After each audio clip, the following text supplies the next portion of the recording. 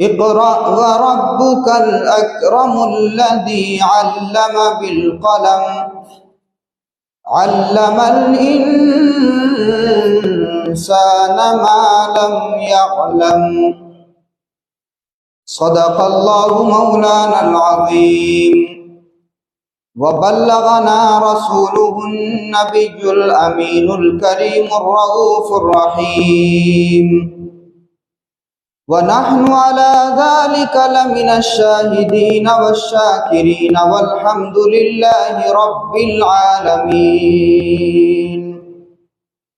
يا صاحب الجمال ويا سيد البشر من وجهك المنير لقد نبر القمر لا يمكن الثناء كما كان حقه بعد خدا بزرگ توئی قصہ مختصر خدایا بحق بنی فاطمہ کے برقول ایمان کنی خاتمہ اگر دعوتم رد کنی برقبول منو دست و دامان آل رسول قال الله تبارك وتعالى في شان حبيبه الكريم إن الله وملائكته يصلون على النبي يا أيها الذين آمنوا صلوا عليه وسلموا تسليما اللهم صل على سيدنا ومولانا محمد وعلى سيدنا علي وسيدتنا فاطمة وسيدتنا زينب وسيدنا حسن وسيدنا حسين وعلى آله وصحبه وبارك وسلم دائما أبدا صلاة وسلام عليك يا رسول الله صلى الله تعالى عليه وآله وسلم۔ حضرین مکرم، اللہ رب العزت کا شکر و احسان کہ اس نے ہمیں انسان بنایا اور انسان بنا کر رسول پاک صلی اللہ علیہ وآلہ وسلم کا کلمہ پڑھنے والوں میں شامل فرمایا، اور آج شہنشاہ میرج حضرت خواجہ شمنہ میرا رحمۃ اللہ علیہ کے آستانے سے متصل اس مسجد میں ایک بامقصد موضوع پر گفتگو کرنے اور سننے کی سعادت نصیب فرمائی۔ اس پر ہم اپنے اللہ کا شکر ادا کرتے ہیں کہ اللہ رب العزت نے یہ توفیق بخشی ہے۔ جن لوگوں نے پروگرام آرگنائز کیا ہے، سینئر سٹیزن فورم میرج کو میں دل کی عطا گہرائیوں سے مبارکباد پیش کرتا ہوں کہ انہوں نے ایک ایسے موضوع کا آج انتخاب کیا ہے جس موضوع کی ضرورت 1450 سال پہلے جتنی زیادہ اہم تھی، آج 1450 سال کے بعد بھی وہ موضوع اتنا ہی اہمیت رکھتا ہے اور اتنا ہی درجہ اس کا بڑا ہے۔ ایک ایسے موضوع پر گفتگو کرنے کا مجھے موقع عنایت کیا سینئر سٹیزن فورم نے، جو میری زندگی کا ایک مشن بھی ہے۔ رسول پاک صلی اللہ علیہ وآلہ وسلم نے اپنی امت کو ایسا چراغ عطا فرمایا ہے کہ جس روشنی سے وہ خود بھی منور ہو سکتے ہیں، اور دنیا میں جتنا اندھیرا پھیلا ہوا ہے علم کی روشنی سے ان تمام اندھیروں کا خاتمہ بھی کر سکتے ہیں۔ تو اس کے لیے میں سینئر سٹیزن فورم کو مبارکباد پیش کرتا ہوں۔ آپ میں سے ہر ایک فرد جو لوگ بھی اس مومنٹ کا حصہ ہیں، اس تحریک کا حصہ ہیں، قابل مبارکباد ہیں۔ نیت صحیح ہو اور بڑے کام کرنے کا ارادہ ہو تو اللہ رب العزت ان ارادوں کو منزل تک ضرور پہنچاتا ہے۔ ہمارا کام ہے کسی بھی مقصد کے لیے کوششیں کرنا، اور مالک کا کام ہے کہ ان مقصدوں کو منزل تک پہنچانا۔ تو اللہ رب العزت تمام لوگوں کے ارادوں کو اپنے کمال تک پہنچائے۔ جس ارادے کے ساتھ میں آپ نے اس تحریک کا آغاز کیا ہے، اللہ رب العزت اس میں مزید برکتیں عطا فرمائے۔ اس محفل میں جتنے بھی لوگ جمع ہیں، جیسا کہ مجھے خبر ہے اور دوپہر میٹنگ ہوئی تمام بزرگوں سے، بتایا مجھے کہ میرج کے تمام ہی معتبر اور مقتدر شخصیات یہاں پر موجود ہیں، جن کا تعلق زندگی کے مختلف پروفیشن سے ہے۔ وکیل بھی ہیں، انجینئرز بھی ہیں، ڈاکٹرز بھی ہیں۔ ہم جس دین کو مانتے ہیں اس دین میں رکشہ چلانے والا بھی بہت اہم ہوتا ہے اور دیش چلانے والا بھی اہم ہوتا ہے، بس شرط یہ ہے کہ وہ اللہ اور اس کے رسول کے فرمان پر عمل کرنے والا ہو۔ تو زندگی کے چاہے جس بھی پروفیشن سے آپ تعلق رکھتے ہیں، اس مجلس میں جتنے بھی لوگ موجود ہیں، جس مولا کی محفل میں آئے ہیں اور جس نبی کا پیغام سننے کے لیے آئے ہیں، وہ آپ کا نام بھی جانتے ہیں اور آپ کے دلوں میں اٹھنے والے جذبات کو بھی جانتے ہیں۔ کچھ لوگوں کا پھول دے کر کے استقبال ہو گیا اور مجھے بھی پھول دیا گیا، اس کے لیے میں شکر گزار ہوں، لیکن جن لوگوں کے ہاتھ میں پھول نہیں پہنچا وہ مایوس نہ ہوں، کیونکہ جو اللہ اور اس کے رسول کی مجلس میں آتا ہے اس کا نام خدا کے رجسٹر میں ضرور شامل ہو جاتا ہے، اور اگر وہاں قبول ہو جائے یہاں بیٹھنا تو دنیا کی تمام دولتیں ایک طرف اور یہ کامیابی اور منزل ایک طرف۔ تمام لوگ یہاں تشریف لائے، اللہ رب العزت سب کی شرکت کو قبول فرمائے۔ قرآن مجید کی پہلی آیتیں ہیں جس کی ہم نے تلاوت کی، اور بڑی اہم آیتیں ہیں، اسی کی روشنی میں ہم گفتگو کریں گے۔ بنیادی طور سے ہمیں 3-4 چیزیں سمجھنی ہیں۔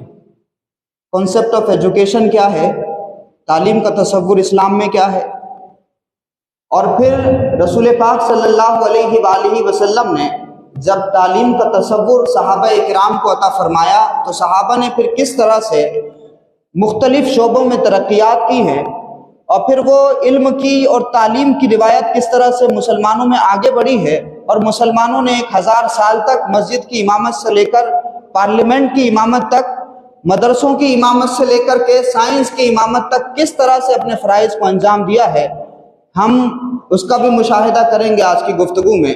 پھر آج کے جو حالات ہیں ہم ان کا بھی جائزہ لیں گے، اور پھر ان حالات سے نمٹنے کے لیے کیا اصلاحات ہو سکتی ہیں اس پہ بھی گفتگو کریں گے۔ تو ایک خاکہ آپ کے ذہن میں بیٹھ گیا کہ آج کی گفتگو کا جو موضوع ہے وہ امپورٹنس آف ایجوکیشن ہے، تعلیم کی اہمیت ہے اسلام میں۔ ہم 21ویں صدی میں جی رہے ہیں، اور اس 21ویں صدی کے لیے دنیا کی مختلف قوموں نے الگ الگ منصوبے بنا کے رکھے ہیں کہ ہمیں اس 21ویں صدی کو کس طرح سے گزارنا ہے، 21ویں صدی میں ہمیں کس طرح سے جینا ہے۔ دنیا میں جتنے بھی پروفیشن کے لوگ ہیں، الگ الگ شعبوں کے لوگوں نے اس 21ویں صدی کے لیے کچھ نہ کچھ منصوبہ ضرور بنا کے رکھا ہے۔ میڈیکل سائنس کے ماہرین نے یہ طے کیا ہوا ہے کہ ہم انسان کی ایک زیروکس کاپی بنا لیں گے، اور جس طرح سے انسان لوگوں کی خدمتیں کرتا ہے، دوسرے انسانوں کی خدمت کرتا ہے، تو جو کام انسان کرتا ہے وہ روبوٹ کی شکل میں انسان کے بجائے وہ روبوٹ ایک مشین کرنے لگے گی۔ تو میڈیکل سائنس کے ماہرین نے یہ طے کر لیا، اور اپنے طے شدہ منصوبے پہ میڈیکل سائنس کے ماہرین کام کر رہے ہیں، اور دنیا میں روبوٹ کی شکل میں ان کی حرکتوں کی برکتیں موجود ہیں۔ اسی طرح سے کچھ لوگوں نے یہ طے کر لیا ہے کہ دنیا میں صرف ہمارا ہی نظام لاگو ہوگا، دنیا کی راجنیتی کو ہم طے کریں گے کہ کس طرح سے پولیٹیکل سسٹم کو چلایا جائے گا۔ تو دنیا میں جن لوگوں نے سیاست کو اپنی مٹھی میں رکھنا ہے، جو راجنیتی کے ماہرین ہیں، انہوں نے بھی کوئی منصوبہ بنایا اس 21ویں صدی کے لیے، اور ہم سب دیکھ رہے ہیں کہ کس طرح سے انہوں نے اپنے مقصد کو حاصل کرنے کے لیے پوری دنیا کی سیاست کو اپنے کنٹرول میں کیا ہوا ہے، اور کنٹینیو اپنے مقصد کی طرف آگے بڑھ رہے ہیں۔ پوری دنیا ان کے سیاسی نظام کے غلام بن کے رہ گئی ہے۔ اور اسی طرح سے آپ دیکھیے کہ جو لوگ کاشتکاری کے ماہرین ہیں، انہوں نے بھی یہ طے کیا ہوا ہے کہ ہم خلاؤں میں ایسی زمین تیار کر لیں گے کہ ہم خلاؤں میں بھی کاشتکاری کریں گے، اور اس کی برکتیں بھی موجود ہیں۔ جن لوگوں نے یہ طے کر لیا ہے کہ ہم چاند پر پہنچیں گے اور وہاں بھی زمین و پلاٹ بنائیں گے، تو ان لوگوں نے بھی اپنے منصوبے کے تحت چاند پر پہنچنے کی ساری کوششیں کر لی ہیں، اور آپ دیکھ رہے ہیں کہ چندریان 3 ہمارے دیش کو حاصل ہوا ہے، اور اس کے لیے ہم مبارکباد بھی پیش کرتے ہیں۔ تو دنیا کی ہر کمیونٹی، ہر گروپ، ہر فرقہ کچھ نہ کچھ کوششیں ضرور کر رہا ہے 21ویں صدی کے لیے کہ ہمیں یہ پوری 21ویں صدی کس طرح سے گزارنی ہے۔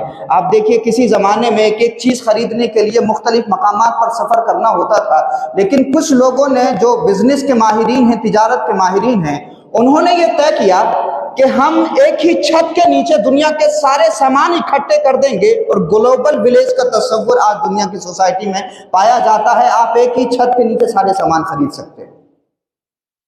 تو دنیا کی مختلف کمیونٹیز نے اس 21ویں صدی کے لیے کوئی نہ کوئی منصوبہ بنایا، کوئی نہ کوئی اسٹریٹجی بنائی، کوئی نہ کوئی پلاننگ کر رکھی ہے، اور انہوں نے اس منصوبے کو زمین پہ اتارنے کے لیے لگاتار حرکتیں اپنی جاری رکھی ہوئی ہیں، اور اس کی برکتیں دنیا میں آ رہی ہیں۔ وہ تبدیلیاں ہم سب اپنی آنکھوں سے دیکھ رہے ہیں۔ لیکن دنیا کی یہ سیکنڈ لارجسٹ پاپولیشن، جس کو مسلمان کہا جاتا ہے، جو دنیا کی دوسری بڑی آبادی ہے، جس کے دنیا میں تقریباً 57-58 ممالک ہیں، وہ قوم جس کے نبی کے اوپر قرآن مجید جیسا سدھانت نازل ہوا، وہ قوم کہ جس کے نبی تمام انبیاء کے سردار بن کر کے تشریف لائے ہیں، دنیا کی دوسری بڑی آبادی کے پاس میں اس 21ویں صدی گزارنے کے لیے کیا منصوبہ ہے، یہ سوال ہے۔ ہمارے پاس کیا منصوبہ ہے کہ ہم اس 21ویں صدی میں کیا کرنا چاہتے ہیں؟ کیا ہے کوئی 57-58 ممالک کے پاس میں کوئی منصوبہ کہ ہم اس 21ویں صدی میں کیا کرنا چاہتے ہیں؟ ہماری آنے والی یہ پوری صدی کیسی ہوگی؟ ہمیں کس طرح سے دنیا بھر میں اپنے سسٹم کو لاگو کرنا ہے؟ کیا ہم نے بھی کوئی منصوبہ بنایا 21ویں صدی کے لیے؟ اب پوری صدی کی بات تو دور ہے میاں، ہمارے پاس تو کل کا منصوبہ نہیں ہے کہ ہم کل کیا کرنے والے ہیں۔ ہم تو ایسی غفلت میں زندگی گزار رہے ہیں کہ ہمیں تو اسٹریٹجی کے نام کا کوئی مطلب ہی نہیں پتا ہے۔ بس جس طرح سے دنیا کی دوسری مخلوق اپنی زندگی گزار رہی ہے، جانوروں سے بھی بدترین حالات میں ہم اپنی صبح و شام گزار رہے ہیں۔ احساس تک نہیں ہے ہمیں کہ دنیا نے ہماری تباہی اور بربادی کے لیے کیا کیا منصوبے بنا رکھے ہیں، اور دنیا میں کس طرح سے دجالی نظام آگے بڑھ رہا ہے، دنیا میں کس طرح سے کرپشن اور ظلم کا نظام آگے بڑھ رہا ہے۔ دنیا کی وہ قوم کہ جس کو یہ ذمہ داری دی گئی تھی کہ تمہیں ظلم کا خاتمہ کرنا ہے، تمام جو غیر انسانی حرکتیں دنیا میں ہو رہی ہیں ان اندھیروں کا خاتمہ کرنا ہے، تمہیں مظلوموں کی حمایت میں کھڑا ہونا ہے، ظالموں کے خلاف تمہیں تحریک چلانی ہے۔ جس قوم کو یہ ذمہ داری اور اسٹیٹس دے کے بھیجا گیا تھا، کنتم خیر امت اخرجت للناس تأمرون بالمعروف وتنہون عن المنکر، کہ تم بہترین امت ہو اس دنیا میں، اور تمہیں اس لیے بھیجا گیا ہے کہ دنیا میں ہر اچھائی کا فروغ مسلمان کے وجود سے ہونا چاہیے، اور ہر برائی کا خاتمہ مسلمان کے وجود سے ہونا چاہیے۔ تمہارا اسٹیٹس یہ رکھا مالک نے کہ تمہیں اپنے کلام میں بیسٹ کمیونٹی کہا، خیر امت کہا، تو جس کو خیر امت کہا ہے وہ قوم کس معاملات میں الجھی ہوئی ہے، کون سے کارنامے انجام دے رہی ہے؟ سوال یہ ہے۔ تو آپ دیکھ رہے ہیں کہ عالمی منظرنامہ ہمارے سامنے ہے۔ تو دنیا نے جو شیطانی نظام کو لاگو کرنے کے لیے منصوبے بنائے ہیں، وہ بھی ہم سب اپنی آنکھوں سے دیکھ رہے ہیں، اور انہوں نے اپنے بنائے ہوئے منصوبے کے تحت ساری دنیا کو اپنے کنٹرول میں کر لیا۔ ہماری تباہی و بربادی کے افسانے عراق کی زمین بھی پڑ رہی ہے، ہماری تباہی و بربادی کے خون کے آنسو فلسطین میں بھی ہیں۔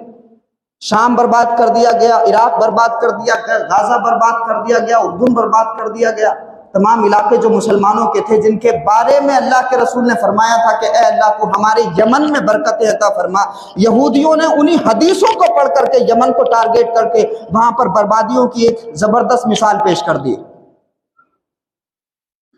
ہمارے ملک کے حالات کیا ہیں ہم سب دیکھ رہے ہیں۔ کوئی ایک دو دنگا نہیں ہے، کوئی ایک جو جانے نہیں ہے۔ ایسا نہیں ہے کہ صرف 3-4 عورتوں کے ساتھ میں اتیاچار ہوا ہو اور وہ ہر جگہ ہوتا ہے تو اس کو تذکروں میں نہ لایا جائے۔ ہمارے ملک میں ہمارے جو بزرگ یہاں بیٹھے ہیں، جنہوں نے اس ملک کے حالات دیکھے ہیں آزادی کے بعد، وہ یہ جانتے ہیں کہ بھاگلپور ہو، مظفر نگر ہو، میرٹھ ہو، ملیانہ ہو، ہاشم پورہ ہو، دلی ہو، گجرات ہو، کیا کیا حالات ہو گئے ہمارے ساتھ میں۔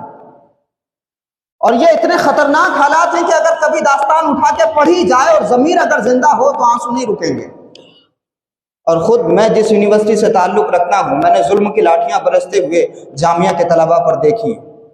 جرم صرف یہ تھا کہ وہ مسلمان ہیں، جرم صرف یہ تھا کہ اس یونیورسٹی کا نام جامعہ ملیہ اسلامیہ ہے، جرم صرف یہ تھا کہ وہ ظلم کے خلاف آواز اٹھا رہے تھے اور میں بھی اس کا پیڑھی تھی۔ تو یہ ہمارے ملک کے حالات ہیں، اتنی ساری داستانیں ہیں، اگر آپ سے واقعات سنیں تو آپ بھی بتائیں گے کہ کس طرح سے ڈسکریمنیشن ہوتا ہے، بھید بھاؤ ہوتا ہے۔ تمام معاملات ہمارے ملک میں چل رہے ہیں، ہم کن معاملات میں پھنسے ہوئے ہیں؟ دنیا ہماری ٹانگیں کاٹنے کے منصوبے بنا رہی ہے اور ہم پجاموں کے سائز ناپنے پہ بحثیں کر رہے ہیں۔ دنیا ہمارے ہاتھ کاٹنے کے منصوبے بنا رہی ہے، ہم ہاتھ اوپر باندھے کے نیچے باندھے اس پہ بحثیں کر رہے ہیں۔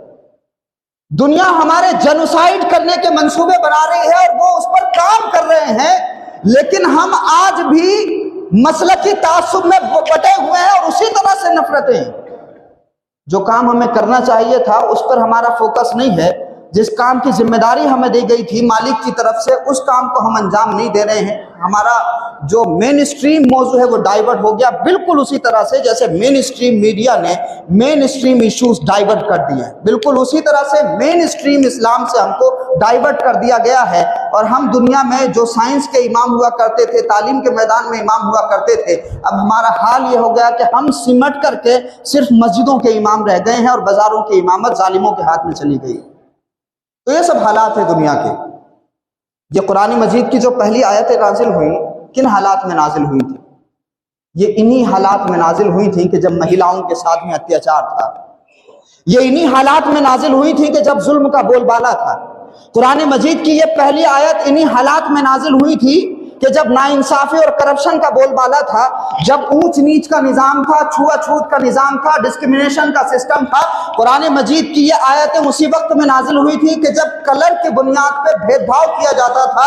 قرآن مجید کی یہ آیتیں اسی وقت نازل ہوئی تھی کہ جب لوگ جاہل ہونے پر فخر کیا کرتے تھے اور تہذیب کے نام پر رومن امپائر میں، گریک امپائر میں، اسکندریہ میں کچھ چیزیں پائی جاتی تھیں، اور جس مکہ میں رسول اللہ پیدا ہوئے اس مکے میں صرف 17 افراد لکھنا پڑھنا جانتے تھے۔ ایسے الٹریٹ سماج میں جو آیتیں نازل ہوئی وہ نماز کے حوالوں سے نازل نہیں ہوئی، وہ روزے کے حوالے سے نازل نہیں ہوئی، وہ حج کے فرائض اور واجبات کے حوالے سے نازل نہیں ہوئی، وہ روزے کی فرضیت کے حوالے سے نازل نہیں ہوئی۔ جس سماج میں کرپشن ہو، ناانصافی ہو، ظلم ہو، انسان کو غلام بنا لیا گیا ہو، اس سماج میں اگر مالک کی طرف سے کوئی آیتیں نازل ہوتی ہیں تو وہ آیتیں نماز کی نہیں ہیں، بلکہ فرمایا گیا پڑھو اپنے رب کے نام سے جس نے آپ کو پیدا فرمایا ہے۔ پڑھو اپنے رب کے نام سے۔ کیوں؟ کیونکہ جب تم پڑھ لو گے اور سماج ظلم سے آزاد ہو جائے گا تو جو آزاد ہوتا ہے وہ آزادی کے ساتھ میں اپنے رب کی بارگاہ میں سجدہ شکر ادا کرتا ہے۔ تو فرمایا گیا کہ پڑھو اپنے رب کے نام سے۔ اقرا بسم ربک الذی خلق، خلق الانسان من علق، اقرا وربک الاکرم، جس نے انسان کو پیدا کیا جمے ہوئے خون سے۔ پڑھیے اس رب کے نام سے جو بڑا کریم ہے، الذی علم بالقلم، جس نے انسان کو قلم کے بارے میں سکھایا اور انسان کو وہ سکھایا جو وہ نہیں جانتا تھا۔ یعنی پہلی آیتیں جب نازل ہوئی ہیں اس سماج میں تو تعلیم کے حوالے سے بات ہوئی، عبادتوں کے حوالے سے بات نہیں ہوئی، کیونکہ جب تک تعلیم نہیں ہوگی تو عبادتوں کا سلیقہ بھی نہیں آئے گا۔ جب تک تعلیم نہیں ہوگی تو نماز کا سلیقہ بھی نہیں آئے گا، شعور بھی نہیں آئے گا۔ نمازوں سے پہلے علم حاصل کرنا ضروری ہے، تو ترتیب اسلام کی یہ ہے کہ پہلے علم حاصل کرو اس کے بعد میں عبادت کرو، اور جب علم حاصل کر کے عبادت کرو گے تو وہ نمازیں تمہارے اور رب کے درمیان تعلق کا مضبوط ذریعہ بن جائیں گی۔ اور جنہوں نے پھر علم حاصل نہیں کیا اور نمازیں پڑھ رہے ہیں روایتی طریقے پہ، تو ماتھے پر محراب تو بن گئی ہے مگر نمازوں کا نور چہرے پر ظاہر نہیں ہو رہا ہے۔ لیکن جو لوگ علم حاصل کر کے، مالک کی معرفت حاصل کر کے، خدا کی محبت کا طریقہ حاصل کر کے، تعلیم حاصل کر کے جب وہ رب کی بارگاہ میں سجدہ کرتے ہیں تو وہ معین الدین اپنی تقدیر بھی بدل دیتے ہیں اور ہندوستان کی تقدیر بھی بدل کے رکھ دیتے ہیں۔ تو رب کی معرفت حاصل ہو گئی، علم حاصل ہو گیا، اور علم حاصل کر کے جب سجدہ کیا تو پھر انہوں نے انقلاب برپا کر دیا، اور آج انہی کے برپا کیے ہوئے انقلاب کا نتیجہ ہے کہ ہم کسی پتھر کے سامنے نہیں جھکتے، اللہ کے سامنے اپنی جبینوں کو جھکاتے ہیں۔ سبحان اللہ۔ تو قرآن مجید کی اس پہلی آیت میں مذہب کے حوالے سے بات ہوئی کہ پڑھو اپنے رب کے نام سے جس نے انسان کو پیدا کیا ہے۔ خلق الانسان من علق، جس نے انسان کو پیدا کیا جمے ہوئے خون سے۔ اب یہ جو سلسلہ ہے اس آیت میں جو بات ہوئی ہے وہ مذہب کی بات نہیں ہوئی۔ اگر آپ کو جمے ہوئے خون کا پروسیجر سمجھنا ہے تو اس کو سمجھنے کے لیے میڈیکل سائنس کا علم حاصل کرنا ہوگا، اس کو سمجھنے کے لیے میڈیکل سائنس پڑھنا ہوگی۔ خلق الانسان من علق اقرأ وربک الاکرم الذی علم بالقلم، پڑھیے اس رب کے نام سے جو بڑا کریم ہے، جس نے انسان کو قلم کے بارے میں سکھایا۔ قلم کے حوالے سے اس سماج میں نے بتایا کہ 17 افراد لکھنا پڑھنا جانتے تھے، لیکن جب یہ پہلی آیتیں نازل ہوئی ایسے معاشرے میں جو الٹریٹ سماج ہے اور جہالت پر فخر کرتے ہیں اور ذہنی یادداشت پر یقین رکھتے ہیں، اور اگر کوئی لکھ لیتا تھا تو یہ سمجھا جاتا تھا کہ اس نے جرم کیا ہے اور اس کا دماغ کمزور ہے، یعنی قلم کی کوئی اہمیت نہیں تھی۔ اس معاشرے میں اللہ کے رسول پر قلم کے حوالے سے آیتیں نازل ہوئی، تعلیم کے حوالے سے آیتیں نازل ہوئی۔ مورخین بتاتے ہیں کہ جب رسول اللہ تشریف لائے ہیں دنیا میں، مکہ میں صرف 17 افراد لکھنا پڑھنا جانتے تھے، لیکن رسول اللہ نے اس الٹریٹ سماج میں تعلیم کی ایسی زبردست موومنٹ چلائی ہے کہ جب رسول اللہ دنیا سے تشریف لے گئے ہیں تو 1.25 لاکھ صحابہ کے ہاتھ میں کتاب کا علم بھی دے کر کے گئے ہیں اور قلم کی اہمیت بھی بتا کر کے گئے۔ اور پھر آپ دیکھیے کہ کیا انقلاب برپا ہوا، علم الانسان ما لم یعلم۔ قرآن مجید کی یہ آیتیں یہ بتاتی ہیں کہ تمہیں مذہب کا علم بھی حاصل کرنا ہے اور سائنس کا علم بھی حاصل کرنا ہے، اور دونوں کے دائرہ کار الگ ہیں، دونوں کا اسکوپ الگ ہے۔ مذہب کا اسکوپ الگ ہے اور سائنس کا اسکوپ الگ ہے۔ سر روجر بیکن نے ایک بات کہی تھی، بڑے سائنسداں ہیں، انہوں نے ایک بات کہی تھی کہ تھوڑا سائنس اور تھوڑا مذہب انسان کو خدا سے دور کر دیتا ہے۔ کیا فرمایا تھا انہوں نے؟ روجر بیکن ایک انگریز ہیں، انہوں نے کہا کہ تھوڑا سائنس اور تھوڑا مذہب انسان کو اللہ سے، خدا سے دور کر دیتا ہے، لیکن بہت سارا سائنس اور بہت سارا مذہب انسان کو خدا سے جوڑ دیتا ہے۔ اب قرآن مجید کی آیت دیکھو کہ اللہ رب العزت نے کیا خوب بات ارشاد فرمائی، الذین یذکرون اللہ قیاما وقعودا وعلی جنوبہم ویتفکرون فی خلق السماوات والارض، کہ وہ لوگ جو اللہ کا ذکر کرتے ہیں قیام کی حالت میں، قعود کی حالت میں، یعنی نماز ادا کرتے ہیں، اور نماز کی ادائیگی کے ساتھ ساتھ میں زمین و آسمان میں غور و فکر کرتے ہیں، علم الکائنات یعنی کوسمولوجی کا علم حاصل کرتے ہیں، اور جب اس کائنات میں غور و فکر کرتے ہیں، زمین و آسمان میں فکر کرتے ہیں، غور کرتے ہیں، تو وہ اس سائنس سے گمراہ نہیں ہوتے، بلکہ جب غور و فکر کرتے ہیں تو ان کی غور و فکر اس نتیجے پر پہنچتی ہے کہ وہ اپنے رب کی بارگاہ میں ہاتھ اٹھاتے ہوئے یہ کہتے ہیں، ربنا ما خلقت ھذا باطلا، کہ اے ہمارے رب تو نے کیا کیا شاندار چیزیں پیدا فرمائی ہے، سبحانک فقنا عذاب النار، بے شک تیری ذات پاک ہے تو ہمیں جہنم کی آگ سے بچا لے۔ سبحان اللہ۔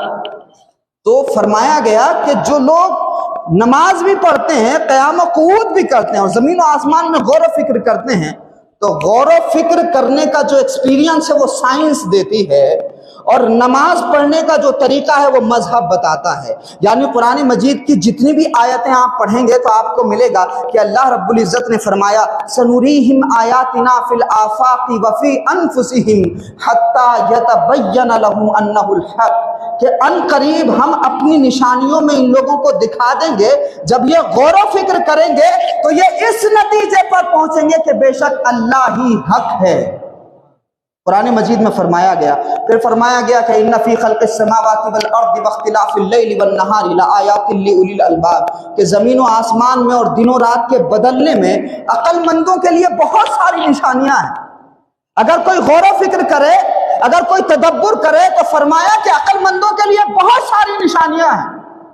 لیکن اللہ نے فرمایا کہ ہم نے یہ ساری چیزیں پیدا فرمائی ہیں، تم یہ کیوں نہیں دیکھتے بادل آسمان اور زمین کے درمیان لٹکا ہوا ہے؟ تم یہ کیوں نہیں دیکھتے کہ ہوائیں چلتی ہیں وتصریف الریاح والسحاب المسخر بین السماء والارض لآیات لقوم یعقلون، کہ تم یہ دیکھو کہ ہم نے ہواؤں کو چلایا ہے، بادل کو زمین اور آسمان کے درمیان لٹکایا ہے، جب اس بادل سے بارش برستی ہے تو مردہ کھیتیاں زندہ ہو جاتی ہیں۔ جب تم اس پورے پروسیجر پہ غور کرو گے تو تمہیں اللہ کی نشانیاں دکھائی دیں گی، اور جب تم نمازوں کے ساتھ ساتھ میں سائنس کا علم بھی حاصل کرو گے تو گمراہ نہیں ہوگے، بلکہ تمہیں حقیقت کے ساتھ میں، شریعت کے ساتھ میں معرفت کا علم بھی حاصل ہو جائے گا، اور تمہارا تعلق یہ غور و فکر اس کائنات کو بنانے والے خالق کے ساتھ میں مضبوط کر دے گی۔ تو قرآن مجید میں اس حوالے سے اس مضمون پر بہت ساری باتیں ہوئی ہیں۔ بتایا کیا گیا؟ بتایا یہ گیا کہ مذہب اور سائنس الگ نہیں ہیں، دونوں کا جو دائرہ کار ہے وہ الگ۔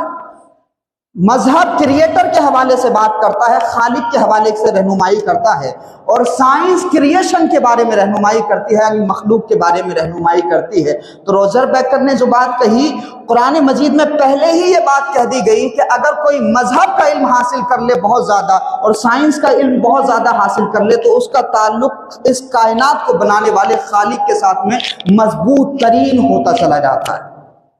تو پھر ایک زمانہ تھا جب رسول اللہ پر یہ آیتیں نازل ہوئی اور صحابہ کرام کے سامنے جب یہ باتیں بتائی گئیں اور مسلمانوں کو یہ بتایا گیا کہ تعلیم کی یہ اہمیت ہے، اللہ نے پہلے آیتیں نازل فرمائی پڑھنے کے حوالے سے، نظاموں کو چلانے کے حوالے سے، تو جب رسول اللہ نے اس ان پڑھ معاشرے میں تعلیم کے حوالے سے یہ بات ارشاد فرمائی اور رسول اللہ نے خود درسگاہ لگائی، تو پھر اس درسگاہ میں پڑھنے والے جناب سیدنا ابو بکر صدیق ہیں، جن کو صداقتوں کا امام کہا جاتا ہے۔ دنیا میں اگر آپ کسی بھی کمپنی میں جاب کے لیے اپلائی کریں تو ایمانداری کو فرسٹ پریورٹی پہ رکھا جاتا ہے، آنیسٹی کو پہلا نمبر دیا جاتا ہے۔ اگر آپ اپنی کسی بھی کمپنی میں اچھی پرفارمنس دے رہے ہیں، لائل بنے ہوئے ہیں، آپ اس کمپنی کے لیے فائدہ مند ہیں، تو آپ کا گراف بڑھ جاتا ہے، آپ کے نمبرز بڑھ جاتے ہیں۔ اس کائنات میں اگر صداقتوں کا امام کسی بارگاہ سے بنا ہے تو وہ محمد الرسول اللہ کی یونیورسٹی ہے، اور رسول اللہ کی درسگاہ میں پڑھنے والا صداقتوں کا امام جس کو دنیا ابو بکر صدیق کے نام سے جانتی ہے۔ تو آنیسٹی کی جب بھی بات ہوگی تو آپ مثال پیش کر سکتے ہیں حضرت ابو بکر صدیق کی۔ آج دنیا میں انصاف کی بات ہو رہی ہے، جسٹس کی بات ہو رہی ہے، رسول اللہ نے انٹروڈیوس کرایا تھا کہ جسٹس کا نظام کیا ہوتا ہے، انصاف کس کو کہا جاتا ہے، عدالت کس کو کہا جاتا ہے۔ اس سماج میں کہ جہاں پر انصاف نام کی چڑیا کیا ہوتی ہے کوئی نہیں جانتا تھا، رسول اللہ نے اس ان پڑھ معاشرے میں عدالتوں کا امام حضرت عمر بن خطاب اپنی یونیورسٹی سے جاری فرمایا ہے۔ رسول اللہ نے حضرت عمر بن خطاب کو پڑھایا، لکھایا، سمجھایا، پھر انہوں نے ایسا ایڈمنسٹریشن چلایا کہ دنیا میں تعلیم حاصل کرنے والے اور نظاموں کو چلانے والے لوگ آج تک عمر بن خطاب کے ایڈمنسٹریشن کو سلام پیش کرتے ہیں۔ جس معاشرے میں ٹیزنگ کی جاتی تھی، چھیڑخانی کی جاتی تھی، مہیلاؤں کے ساتھ میں ایسا اتیاچار تھا کہ اگر کسی کا ریپ بھی ہوتا ہے تو کوئی نہ عدالت ہے، نہ کوئی پولیس ہے، نہ کوئی ایسا نظام ہے کہ جہاں پہ جا کر کے وہ مہیلا اپنے ساتھ ہوئے اتیاچار پر آندولن کر سکے، اپنی بات رکھ سکے۔ ظلم کے ایسے معاشرے میں، بے حیائی کے ایسے سماج میں رسول اللہ کی بارگاہ سے تعلیم حاصل کرنے والے حضرت عثمان بن عفان حیا کے امام بنتے ہوئے نظر آتے ہیں۔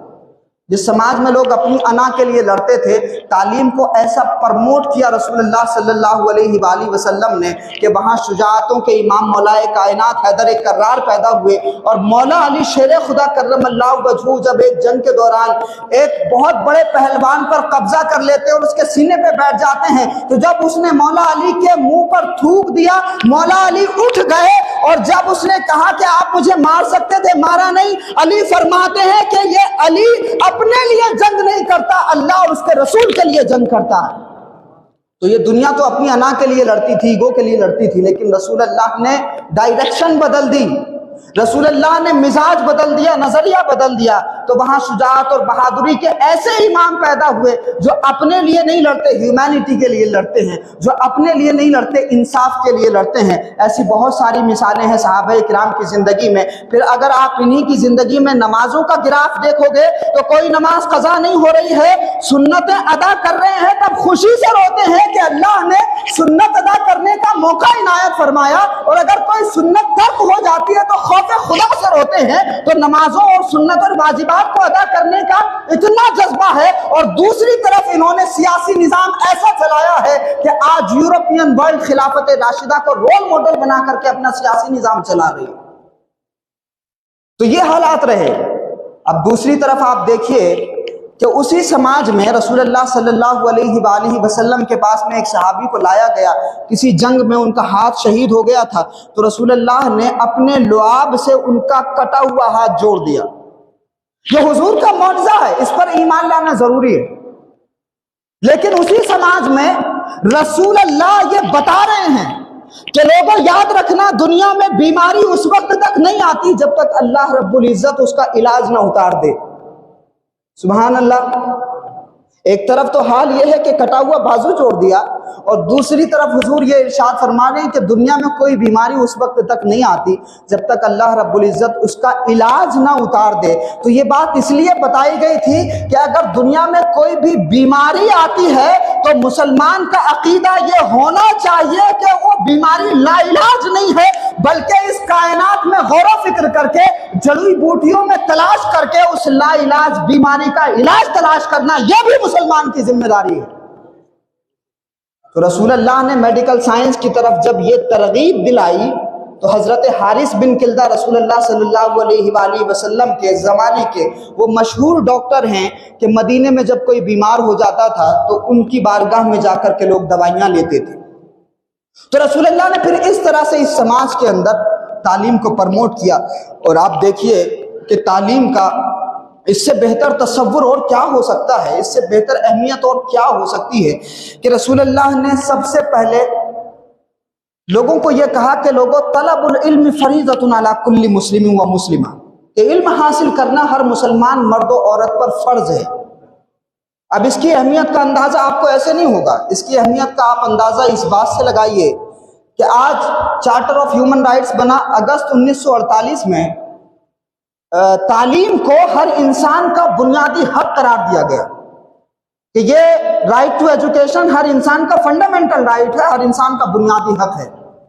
لیکن رسول اللہ صلی اللہ علیہ وآلہ وسلم نے جب تعلیم کے حوالے سے بیان فرمایا تو یہ نہیں کہا کہ یہ رائٹ ہے، یہ حق ہے، بلکہ فرمایا کہ یہ تمہاری ڈیوٹی ہے، تمہارا فرض ہے کہ تم علم حاصل کرو، اور تمہیں علم حاصل کرنا ہی چاہیے، فرض ہے۔ حق اگر چھوڑ دو تو آپ کی مرضی ہے، چاہے چھوڑ دو چاہے لے لو، ثواب اور عذاب نہیں ہوگا اس پہ، اگر مل جائے گا تو اچھی بات ہے، اگر چھوڑ بھی دو گے تو کوئی فرق نہیں پڑتا۔ لیکن فرض وہ چیز ہوتی ہے کہ اگر اس کو آپ ترک کر دو گے تو گنہگار ہو جاؤ گے۔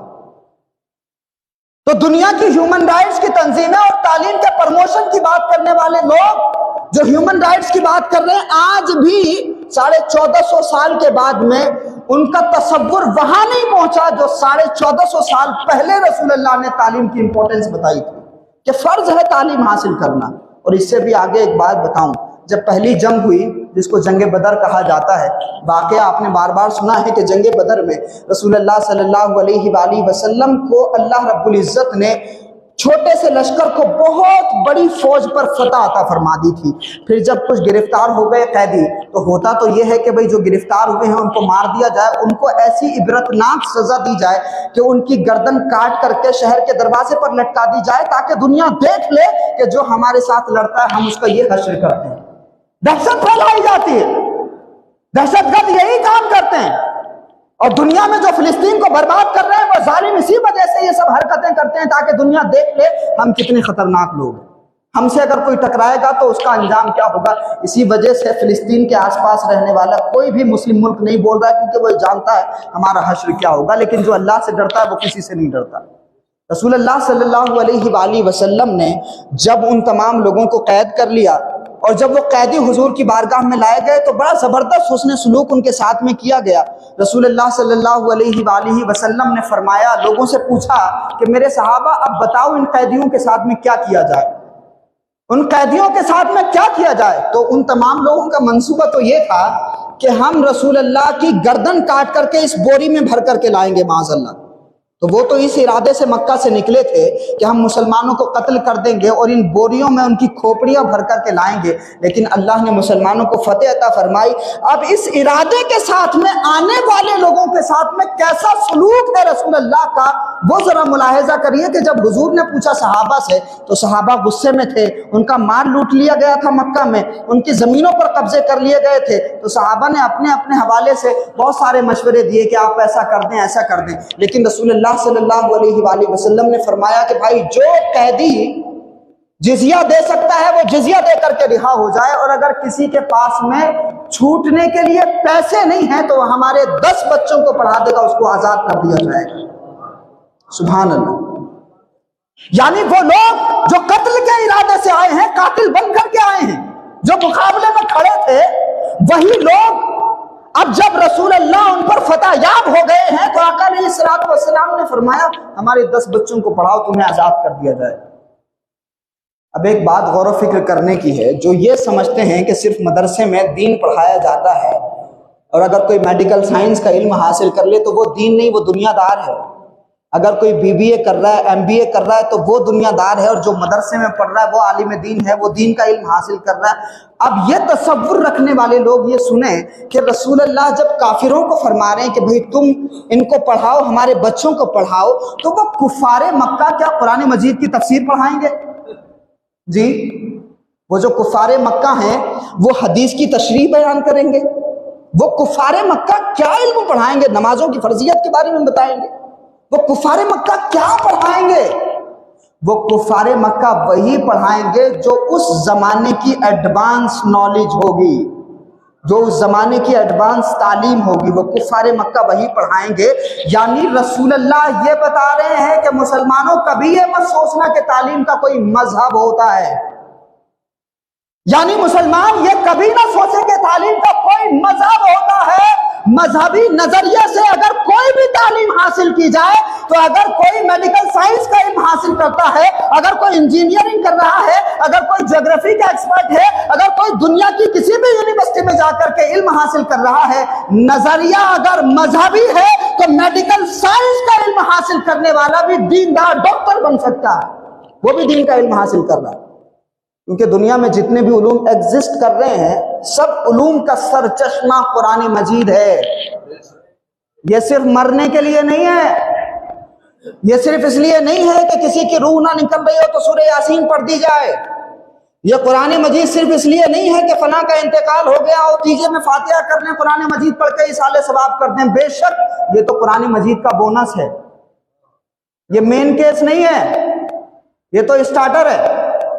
تو قرآن مجید پڑھ کر کے بے شک فائدہ یہ ہوگا کہ اگر کسی کو تکلیف ہو رہی ہے تو قرآن شفاء للناس ہے، سب کے لیے شفا ہے، تو بے شک شفا ہے یہ قرآن مجید۔ اگر کسی کو تکلیف ہے تو پڑھ کر دم کر دو تو ہمارا ایمان ہے کہ ہاں اس سے فائدہ ہوگا، لیکن یہ قرآن مردہ کرنے کے لیے، مارنے کے لیے نہیں آیا تھا، مرنے والے سماج کو زندگی عطا کرنے کے لیے آیا تھا۔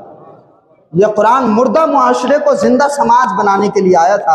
اب آپ دیکھو کہ رسول اللہ صلی اللہ علیہ وآلہ وسلم نے جب یہ ارشاد فرمایا کہ تم ہمارے بچوں کو پڑھاؤ، تو اس زمانے کی جو ماڈرن ٹیکنالوجی ہوگی یا جو ماڈرن سائنس ہوگی وہی علوم پڑھائیں گے۔ تو رسول اللہ نے اپنے صحابہ کو، اپنے بچوں کو فرمایا کہ تم ان سے علم حاصل کرو، یعنی فرمایا یہ گیا کہ مسلمان ہر علم حاصل کرے، کیمسٹری بھی پڑھے، جغرافی بھی پڑھے، ہسٹری بھی پڑھے، اکنامکس بھی پڑھے، پولیٹیکل سائنس بھی پڑھے، میڈیکل سائنس بھی پڑھے، فقہ بھی پڑھے، حدیث بھی پڑھے، تفسیر بھی پڑھے، تصوف بھی پڑھے، سب پڑھے۔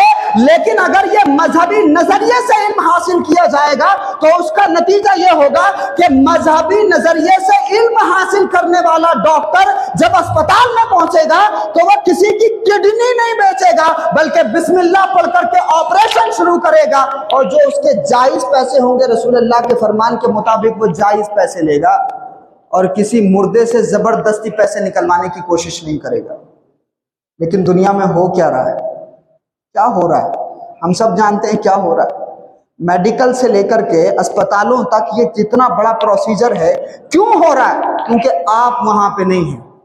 دنیا کا یہ نظام دوسرے ہاتھوں میں چلا گیا جنہوں نے مذہبی نظریے سے علم حاصل نہیں کیا، تو یہ جب ان کے پاس میں چلا گیا تو وہ من مرضی سے جو چاہے کرتے ہیں، کیونکہ ان کے یہاں نہ تو قیامت کا تصور ہے، نہ خوف خدا کا کوئی مطلب ہے، ان کے یہاں رسول اللہ صلی اللہ علیہ وآلہ وسلم جیسی کوئی رول ماڈل ہستی ہے۔ تو یہ کرپشن اور زیادتی اور ظلم اس لیے بڑھ رہا ہے کیونکہ ہم وہاں پر موجود نہیں ہیں۔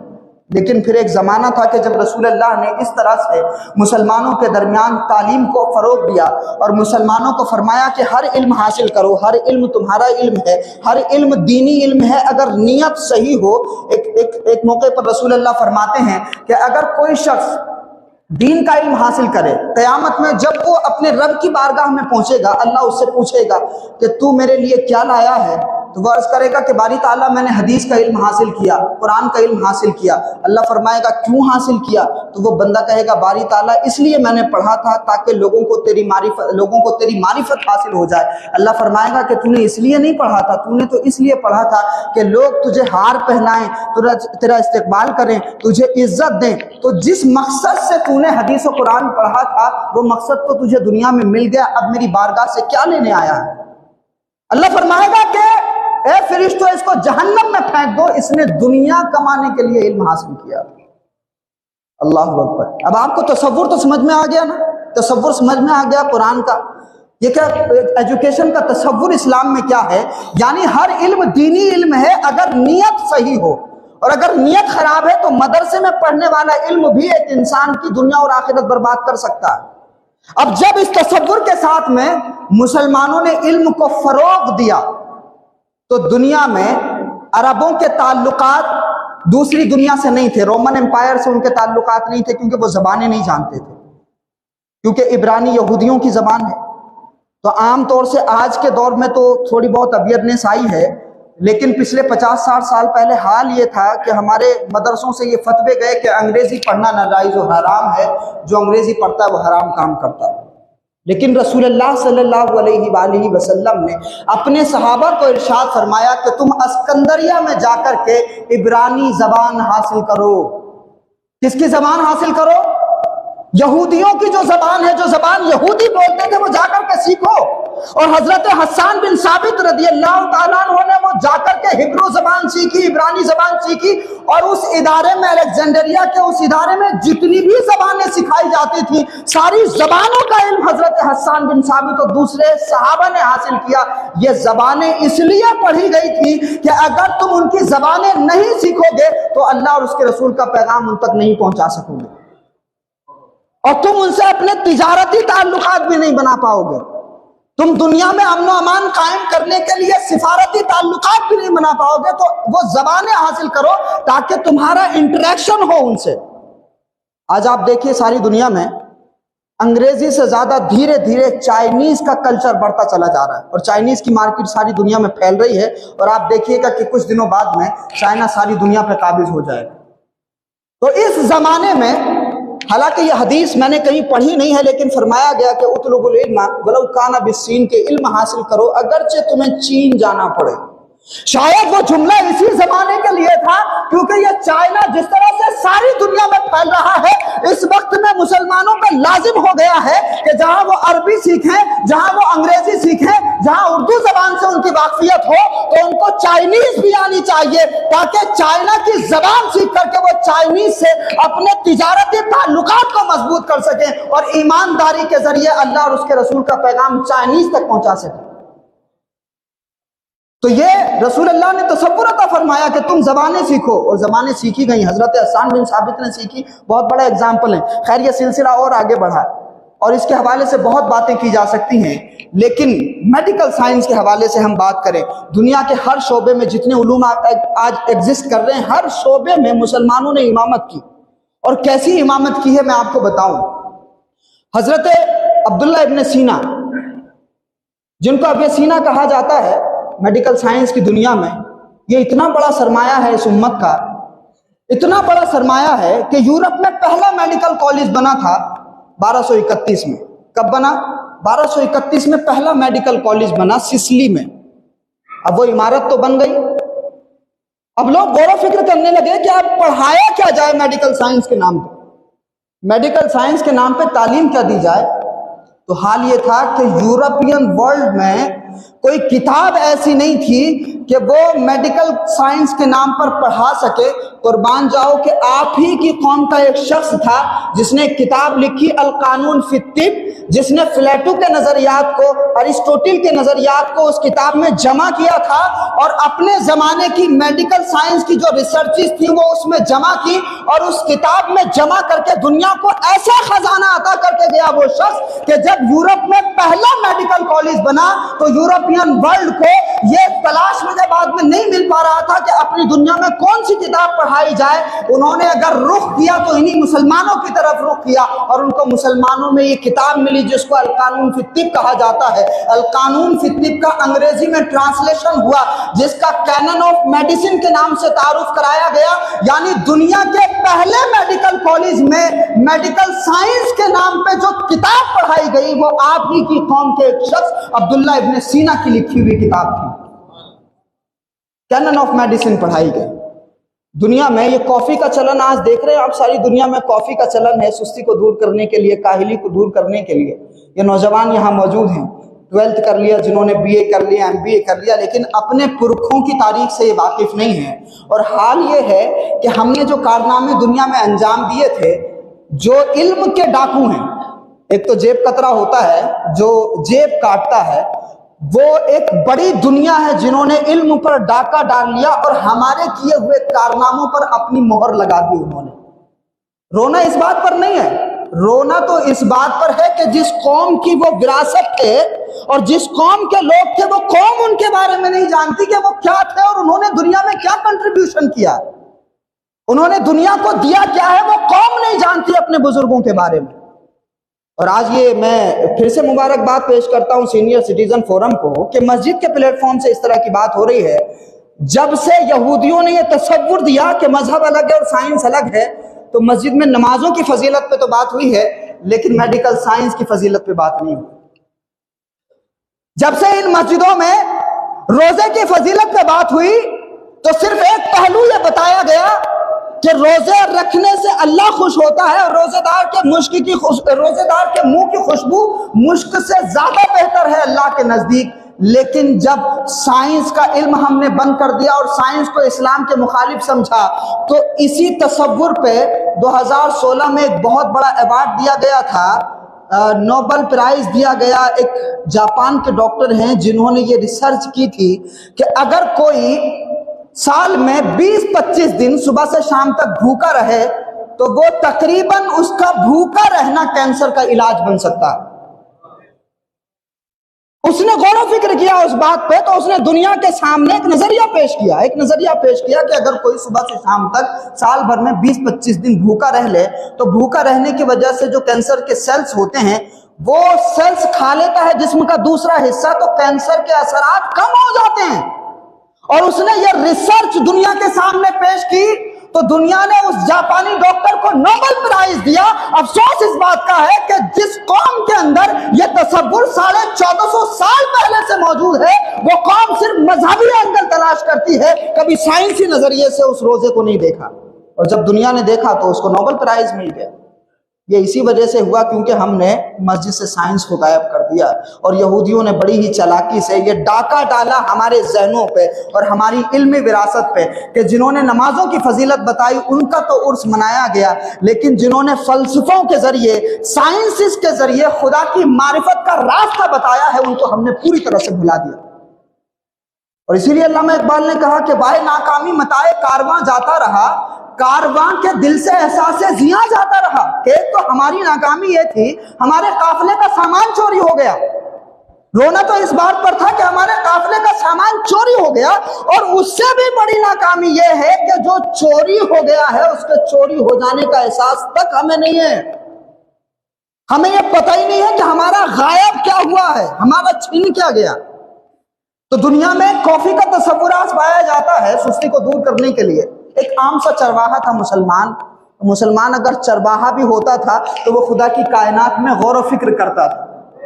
और नमाज का वक्त होता था तो वो जानता था कि अब सूरज कहाँ पहुंचा है, जोहर की नमाज का वक्त है कि असर की नमाज का वक्त शुरू हो गया। इतनी साइंस आती थी उस जमाने के लोगों को जब घड़ी ईजाद नहीं हुई थी। उस जमाने के चरवाहे को इतनी साइंस आती थी कि वे पेड़ पौधे में खुदा की कुदरत के नजारे तलाश करते थे। अब उसने क्या किया कि जब वो बकरियां चराने के लिए गया तो उसने देखा कि एक अजीब सा बीज है, किसी पेड़ पे उतरा हुआ है। उसने वो बीज उतारा, उसको उबाला और जब पिया तो उससे बड़ी एनर्जी महसूस हुई। और फिर जब ये चलन उसने आम किया तो धीरे धीरे यही तसव्वुर फिर यमन पहुंचा।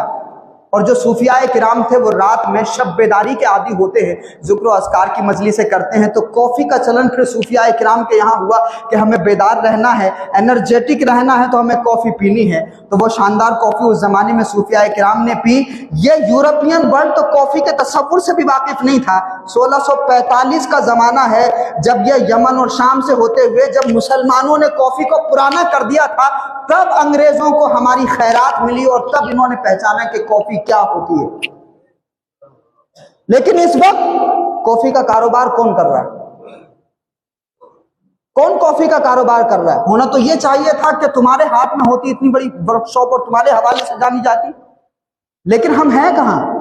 قرآن مجید میں شہد کے حوالے سے بات کی گئی، شہد کی فضیلتوں کے حوالے سے بات کی گئی، شہد کے بارے میں کہا گیا کہ یہ بہت سارے مرضوں کا علاج ہے، شہد صحت مندی دیتا ہے، بہت سارے فوائد ہیں، اس کو ڈاکٹر کنسرن کرتے ہیں۔ قرآن مجید میں سورہ نحل نازل ہو گئی، شہد کی مکھی کے حوالے سے پوری سورت نازل ہو گئی، لیکن ہندوستان میں ڈابر برانڈ کس کا ہے؟ جی ڈابر کمپنی کون چلا رہا ہے؟ سورہ نحل تمہارے قرآن میں نازل ہوئی ہے، لیکن شہد کا کاروبار وہ کر رہے ہیں۔ کتنے لوگوں کو فائدہ پہنچا رہے ہیں؟ ہزاروں لوگ ہیں جو ڈابر کمپنی میں جاب کر رہے ہیں، اور جب کوئی کہیں سے روزگار لیتا ہے تو اس کو آنکھیں نہیں دکھاتا۔ اگر تم نے شہد کے نام پہ کوئی برانڈ بنایا ہوتا، ہزاروں لوگ اگر تمہارے یہاں نوکری کرتے تو کبھی تم سے پاکستان جانے کی بات نہ کرتے۔ تم اس دیش کو ٹیکس بھی دیتے اور تم اس دیش کو روزگار بھی دیتے، اپنی کمر بھی مضبوط ہوتی اور قوم کی کمر بھی مضبوط ہوتی، تمہارے ادارے بھی مضبوط ہوتے۔ لیکن ہم ہیں کہاں؟ ایک زمانہ گزرا ہے ایسا کہ جب ہم ریسرچ کر رہے تھے، غور و فکر کر رہے تھے، تو دنیا کے سارے برانڈ ہم ہی انٹروڈیوس کرا رہے تھے۔ دنیا کو ہم بتا رہے تھے کہ آسمان پہ اڑنا کیسے ہے، دنیا کو یہ اڑنے کا تصور ہم نے دیا، کیونکہ اللہ نے کہا تم غور و فکر تو کرو۔ تو عباس ابن فرناس نام کے ایک سائنٹسٹ نے غور و فکر کیا، کہا جب یہ پرندہ بیلنس بنا کے اڑ سکتا ہے تو ہم تو انسان ہیں۔ تو پھر اس نے غور و فکر کیا اور کوشش کی، اور ایک کوشش کر کے کچھ پرور لگا کر کے اس طرح سے سسٹم ڈیولپ کیا جیسے پیراشوٹ ہوتا ہے، اور وہ مینار کے اوپر چڑھا اور وہاں سے چھلانگ لگائی۔ اب جب وہاں سے چھلانگ لگائی تو ظاہر ہے پوری طرح سے تو وہ تیار نہیں ہوا تھا، وہ مینار سے جب کودا تو اس نے یہ دیکھا کہ اس پیراشوٹ کے ساتھ میں کودنے کی وجہ سے بھلے ہی مجھے نقصان ہوا، پوری طرح سے میں کامیاب نہیں ہو پایا، لیکن اس نے ایکسپریمنٹ کیا کہ اس پیراشوٹ کو پہننے کی وجہ سے گرنے کی رفتار دھیمی ہو گئی۔ دنیا کے سامنے یہ نظریہ پیش کیا کہ اگر یہ پرندے مالک کی وجہ سے، مالک کی قدرت کی وجہ سے اڑ سکتے ہیں، ان کو یہ اختیار دیا گیا، ہم اشرف المخلوقات ہیں، تو ہم کیوں ایسی ٹیکنالوجی ڈیولپ نہیں کر سکتے کہ انسان کی ہواؤں میں اڑے اور یہ ہزاروں میل کا سفر گھنٹوں میں طے کر لے؟ انہوں نے غور و فکر کیا خدا کی بنائے ہوئی اس مخلوق پر، اور جب غور و فکر کیا اس نے کہا کہ نہیں، رفتار اگر دھیمی ہو گئی ہے تو ہمیں کچھ اور بھی کرنا ہوگا، اس میں آگے بھی غور و فکر کرنا ہوگا۔ پھر اس نے دوسرا ایکسپریمنٹ کیا، پھر وہ ایک پہاڑی سے کودا تو پہلے 10 منٹ میں نیچے آ گیا تھا، اب جب کودا تو اس کو آدھا گھنٹہ لگا نیچے آتے آتے۔ اب جب نیچے آیا تو وہ اس کا جو بھی پیراشوٹ تھا وہ کریش ہو گیا، اور جب کریش ہوا تو وہ اس نتیجے پہ پہنچا کہ یہ نقصان اس وجہ سے ہوا ہے کہ اس کے پیچھے دم نہیں تھی، اگر دم ہوتی تو بہت ہی بیلنس کے ساتھ میں زمین پہ آ سکتا تھا۔ سبحان اللہ، یہ قرآن ہے جس کو پڑھ کر کے دنیا یہ سب ریسرچ کر رہی تھی، وہ ہمارے پرکھ تھے، ہمارے پروج تھے، ہمارے لوگ تھے کہ جنہوں نے یہ تصور ایکسپریمنٹ کیا، اور جب یہ تجربہ دنیا کے سامنے رکھا اور جب ہسٹری میں یہ آئیڈیا موجود تھا، تب کوئی یورپ سے اٹھا اور مسلمان کے دیے ہوئے آئیڈیا اور نظریے پر اس نے غور و فکر کرنا شروع کی، اور جب اس نے غور و فکر کرنا شروع کی تو اللہ رب العزت نے اس تحقیق کرنے والے دماغ کو روشنی عطا فرمائی، اور ہوائی جہاز کی برکتیں ہمارے سامنے موجود ہیں، لیکن بنیاد ہم نے رکھی تھی اسے۔ تو دنیا میں ایسی کتنی چیزیں ہیں جس کی بنیادیں ہم نے رکھی، مگر آج ہی ہم لاوارث ہو گئے۔ کتابیں اپنے آبا کی جو دیکھا ان کو یورپ میں تو دل ہوتا ہے سی پارا، گوادی ہم نے جو اسلاف سے میراث پائی تھی، سریا سے زمین پر آسمان نے ہم کو دے مارا۔ ہمارے حالات تو یہ ہو گئے ہیں۔ کبھی یہ نوجوان مسلم تدبر بھی کیا تو نے، وہ کیا گردوں تھا جس کا تو ہے ٹوٹا ہوا تارا؟ تو دنیا کو سب سے پہلے آنکھ کی سرجری کا تصور دینے والے ہم لوگ ابن الحیثم کے جانشین ہیں، جنہوں نے دنیا میں سب سے پہلے علم بصریات پر باضابطہ کتاب لکھی تھی، آپٹکس پر باضابطہ کتاب لکھی تھی، اور انہوں نے ریسرچ دنیا کے سامنے پیش کی تھی کہ ریٹینا کس طرح سے کام کرتا ہے، آنکھ کس طرح سے کام کرتی ہے۔ جو پرانے نظریات تھے ان کو چیلنج کیا اور دنیا میں اپنا نظریہ پیش کیا۔ پھر انہوں نے بتایا کہ آنکھ کس طرح سے دیکھتی ہے، اور اگر یہ سسٹم پورا ڈیولپ کر لیا جائے تو دنیا میں ایک ایسی ٹیکنالوجی ایجاد ہو سکتی ہے جس سے تصویر کو قید کیا جا سکتا ہے۔ ابن الحسن کے دیے ہوئے اس تصور پر ماڈرن زمانے میں کیمرہ ایجاد ہو گیا۔ تصورات موجود تھے، ہمیں تو قرآن پڑھنے کی فرصت نہیں ہے، اس پر دھول چڑھ رہی ہے، تو علم بصریات پر لکھی ہوئی کتابیں ہمیں پڑھنے کی فرصت کہاں ہے؟ ہمارا حال تو یہ۔ تو اس زمانے میں جب کوئی ہارٹ کی سرجری کا تصور نہیں تھا، اس زمانے میں مسلمانوں نے دل کا علاج کر کے دکھایا دنیا کو۔ پڑھ کے کہاں سے آ رہے تھے یہ لوگ؟ تب کون سا آکسفورڈ اور کیمبرج تھا؟ نہیں جی، کوئی آکسفورڈ اور کیمبرج نہیں تھا۔ مسلمان کا جو مدرسہ ہوتا تھا اس زمانے میں وہ قرآن خوانی کے لیے نہیں ہوتا تھا۔ اس زمانے کے جو مدرسے تھے، اس زمانے کے جو جامعات تھے، وہ اس لیے نہیں تھے کہ فلاں مر گئے ہیں چلو جا کے 40 منٹ کی قرآن خوانی کرو۔ اس زمانے میں قرآن مرنے کے لیے استعمال نہیں ہو رہا تھا۔ اس زمانے میں قرآن مجید سے زندگی حاصل کی جا رہی تھی، روشنی حاصل کی جا رہی تھی۔ اس زمانے میں مردہ دلوں کو زندگی کرنے کی بات کی جا رہی تھی۔ تو اسی مدرسے سے روحوں کو مست کرنے والا جلال الدین رومی بھی پیدا ہوتا تھا، اور انہی مدرسوں سے جسموں کا علاج کرنے والا عبداللہ ابن سینا بھی پیدا ہوتا تھا۔ جامعہ نظامیہ بغداد، جامعہ فاطمیہ، اور کمال کی بات آپ کو بتاؤں میں کہ دنیا میں یونیورسٹی کی تاریخ جب بھی لکھی جائے گی تو ایک خاتون کا نام آئے گا۔ ایک خاتون ہے جس نے یونیورسٹی کا نظام دنیا کو دیا ہے، فاطمہ فہری۔ ان کے والد تھے محمد الفہری، وہ تیونس میں پیدا ہوئی تھی۔ دنیا میں یونیورسٹی کا، ہاسٹل کا اور مختلف شعبوں کو باضابطہ منظم کرنے کا رواج اس دنیا کو اگر کسی نے دیا ہے تو وہ اس امت کی ایک خاتون نے دیا ہے۔ آپ فاطمہ شیخ کو تو جانتے ہیں لیکن فاطمہ فہری کو نہیں جانتے۔ وہ فاطمہ فہری ہیں، جب ان کے والد کا انتقال ہو گیا تو وہ دو بہنیں تھیں، ایک فاطمہ فہری، ایک مریم فہری۔ تو ان کے والد سے وراثت میں انہیں بہت ساری چیزیں ملی، لیکن انہوں نے سونا نہیں خریدا، انہوں نے ہیرے اور جواہرات نہیں خریدے۔ تربیت اچھی تھی، اپنے بزرگوں کی تاریخ سے واقفیت رکھتی تھی، رسول اللہ کے مشن کو دماغ میں رکھا ہوا تھا۔ تو اس فاطمہ فہری اور مریم فہری نے تیونس میں جامعہ قروین نام کی ایک یونیورسٹی قائم کی، اور پھر اپنے والد سے جو سرمایہ ملا تھا، اللہ رب العزت کی بارگاہ میں سجدہ کرنے کے لیے انہوں نے زبردست ایک مسجد بنائی، اور ساتھ میں رسول اللہ کے اس پیغام اقرا پر عمل کرنے کے لیے ایک شاندار یونیورسٹی بنائی، اور اس یونیورسٹی کو اللہ رب العزت نے اتنی برکتیں عطا فرمائی کہ آج بھی اس یونیورسٹی سے ہزاروں طلبہ علم حاصل کر کے نکلتے ہیں۔ سبحان اللہ۔ تو یہ صحرا بھی ایک خاتون کے سر جاتا ہے۔ ہمارا حال تو یہ ہو گیا ہے کہ مردوں نے علم حاصل کرنے کو اپنے لیے اہم سمجھا ہے، لیکن عورت کو، بچیوں کو اگر 12th کرا دیا تو ہم اس کو ہی کافی سمجھتے ہیں کہ اب شادی کے لائق ہو گئی، اب اس کو بھیج دینا۔ پورا نظام درہم برہم کر کے رکھ دیا، سارا سسٹم خراب کر دیا۔ جن کو زیادہ پڑھانا چاہیے تھا ان کو کم پڑھا رہے ہیں، جن پر زیادہ فوکس کرنا چاہیے تھا ان پر ہمارا فوکس نہیں ہے۔ حضرت عائشہ صدیقہ رضی اللہ تعالیٰ عنہا کے ذریعے 1/3 دین امت تک پہنچا، 1/3 دین، 1/3 دین امت تک پہنچا حضرت عائشہ صدیقہ سلام اللہ علیہا کے ذریعے۔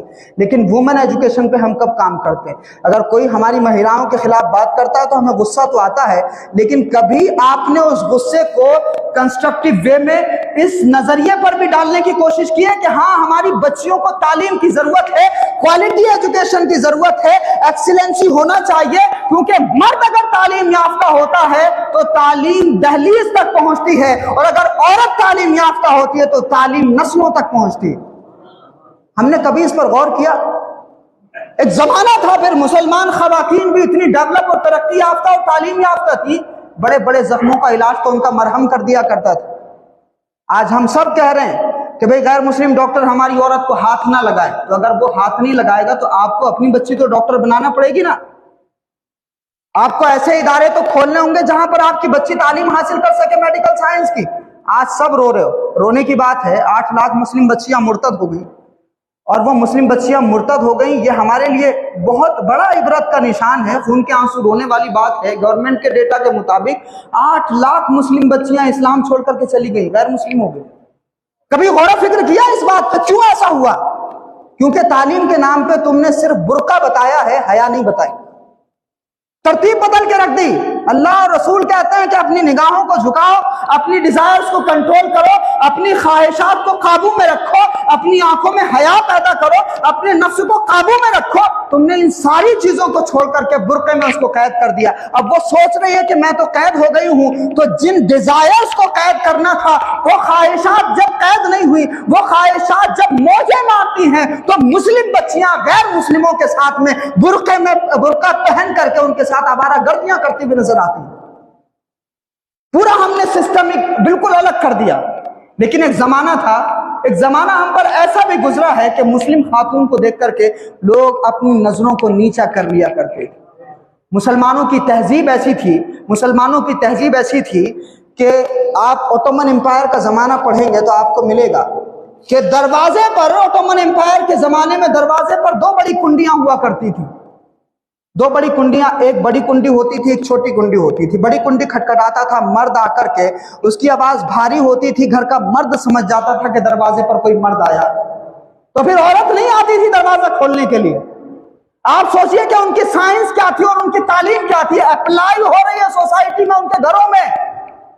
یہ ان کا اخلاق و کردار اور خود کو بچانے کا یہ جذبہ تھا ان کے اندر کہ بے حیائی نہ ہو، بے پردگی نہ ہو، تو انہوں نے ماحول اس طرح کا بنایا کہ 2 کنڈیاں رکھی۔ جب بڑی والی بجتی تھی مرد سمجھتا تھا کہ مرد آیا ہے، اور جب چھوٹی والی بجتی تھی اس کی آواز باریک ہوتی تھی، گھر کی عورت سمجھتی تھی دروازے پر کوئی عورت آئی۔ یہ مسلمانوں کی تہذیب کا معیار تھا کسی زمانے میں، تو دنیا عزت کرتی تھی کیونکہ تم اپنے دین کی عزت کرتے تھے۔ تم اپنے دین پر اس طرح سے کاربند تھے تو دنیا تمہارے سامنے اپنی نظریں جھکاتی تھی، کیونکہ تم اللہ کے لیے اپنے اندر حیا پیدا کیے ہوئے تھے، تو اللہ رب العزت نے تمہارا رعب قوموں کے دلوں پر بیٹھایا ہوا تھا۔ آج ہم نے کرتے پجامے تو پہن لیے ہیں، داڑیاں رکھ لی ہیں، ہم نے اپنا حلیہ تو مسلمانوں والا بنایا ہے، لیکن جس باطن کو مسلمان کرنا چاہیے تھا وہ تو کافروں سے بھی بدتر ہو گیا۔ یہ مسلمان ہیں جنہیں دیکھ کے شرمائے یہود، وضع میں تم ہو نصارہ تو تمدن میں ہنود۔ یہ مسلمان ہیں جنہیں دیکھ کے شرمائے یہود، حال تو ہمارا یہ ہو گیا۔ کس موضوع پہ بات کی جائے؟ تعلیم کے حوالے سے ہم بات کر رہے ہیں، اللہ رب العزت ان تمام باتوں پر ہمیں عمل کی توفیق عطا فرمائے۔ تو مسلمانوں نے دنیا میں ہر شعبے میں کام کیا۔ آج سارے بھارت کے مسلمان، سارے دیش بھر کے مسلمان اس بات پہ رو رہے ہیں کہ ہمارے پرکھوں نے جو کام کیا تھا، یہ تاج محل دیا، یہ لال قلعہ دیا، یہ جامع مسجد بنائی، آج ہر عمارت کو مشکوک کر دیا گیا، ڈاؤٹ فل بنا دیا گیا۔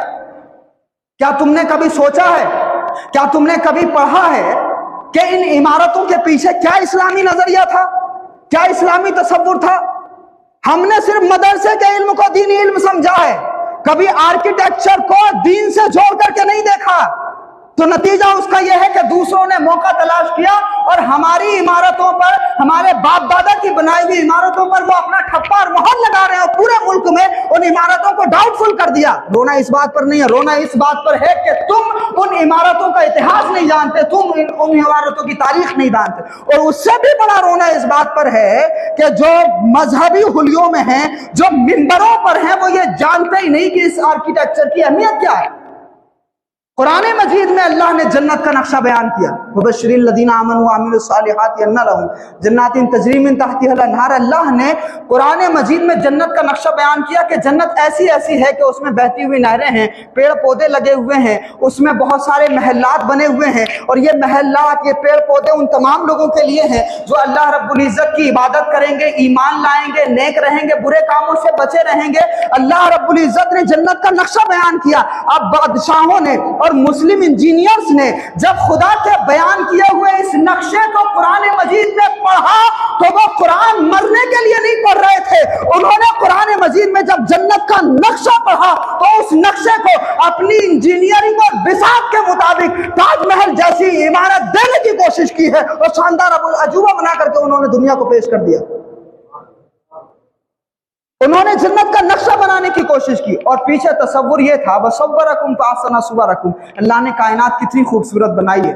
لقد خلقنا الانسان فی احسن تقویم، اللہ نے انسان کو کتنا خوبصورت بنایا ہے۔ اللہ رب العزت جمیل ہے اور جمال کو پسند کرتا ہے، تو اس کائنات میں، اس انسانوں کی مخلوق میں صوفیاء کرام کی تبلیغ کا طریقہ الگ ہوتا ہے، علماء کی تبلیغ کا طریقہ الگ ہوتا ہے۔ مسلم انجینئرز کی تبلیغ کا طریقہ یہ تھا کہ وہ لوگ جو قرآن میں جنت کو تلاش کر رہے ہیں، اگر انہیں جنت کا وہ نقشہ کہیں دیکھنا ہو تو وہ تاج محل کو دیکھے اور یہ تصور کرے کہ اگر اللہ کی مخلوق کی بنائی ہوئی عمارتیں اتنی خوبصورت ہو سکتی ہیں تو خدا کی بنائی ہوئی جنت کتنی خوبصورت ہوگی۔ اور پھر ان عمارتوں پر آیتیں بھی لکھی، یا ایتھا النفس المطمئنہ ارجعی الی ربک راضیۃ مرضیہ فادخلی فی عبادی وادخلی جنتی، کہ اے نفس مطمئنہ یہ جان لو کہ تمہیں لوٹنا اپنے رب کی طرف ہے، لوٹنا اپنے رب کی طرف ہے، اور اس حال میں لوٹنا ہے کہ تم اپنے رب سے راضی ہو اور تمہارا رب تم سے راضی ہے، اور کہا جائے کہ تم اے میرے بندے تم میری جنت میں داخل ہو جاؤ۔